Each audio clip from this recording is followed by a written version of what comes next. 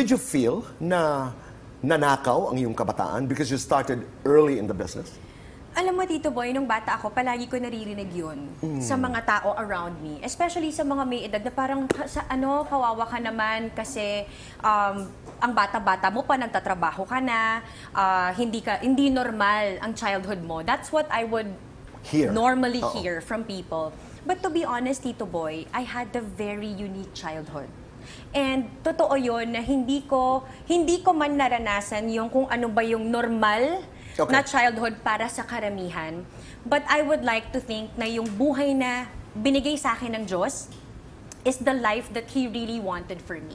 Okay. Hindi siya kapareho ng iba, hindi siya unique siya, but I had so much fun. It was a happy childhood. Yes, I loved what I was doing even until now. Tito Boy, I'm so grateful to be in the business for 30 years. Right. I really think it's a blessing. And yung buhay ko na yun nung kabataan ko, remembering all the projects that I did, those were happy memories for me. Yun ang naalala mo pag childhood ang pinag-uusapan. I had so much friends. I started in Ang TV. Right. And Ang TV, puro mga bata.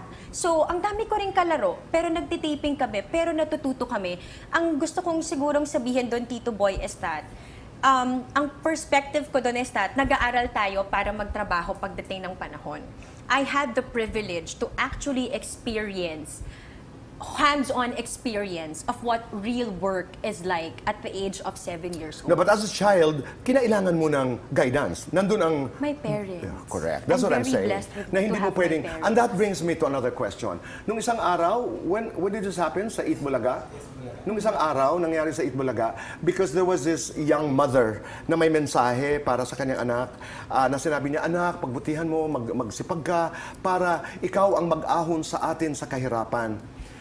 Lovely, because Maine Mendoza said, wag naman natin iasa sa anak mo ang pag-ahon nyo sa kahirapan. Bata ka pa, ang dami pa nating magagawa. Listening to this now, what's your take? Naniniwala ako na tama yun, Tito Boy. Kasi as a child, as a child star, ginusto ko yun eh. Kaya sinasabi ko nga sa mommy ko, Mom, I'm so blessed and I'm so fortunate that at the age of 4 years old, nung sinabi ko sa'yo na gusto kong mag-artista, naniwala ka sa akin. Kasi pwede naman na dinismiss mo lang ako na, ay nako anak, lilipas lang yan. Nako, ang hirap gawin nung gusto mong mangyari. Mag-artista paano? So, but it's such a blessing that my mom said yes. Pero, yung inasayok sa'yo yung kabuhayan ng pamilya, it wasn't what happened with our family. No, ilalabas ko doon sa kwento mo. Lalo na doon, halimbawa, 7 years old, ang mensahe ng nanay, that whole perspective, to use your word, that whole mindset na, anak, pag naging artista ka, ito pa yung isang notion ng marami na, pag nag-artista ka, maiaahon mo ang pamilya sa kahirapan. Na ang aking opinion, is totally wrong. Hindi po. This is not an easy job, and wag natin ilagay sa kamay ng isang bata ang pag-ahon sa atin. Di ba? I agree, Tito Boy. Malalakas pa tayo, marami tayong pwedeng gawin. Tama. Tsaka walang time limit ang pagtatrabaho at ang pagpangarap ng mga buhay para maiahon mo yung sarili mo.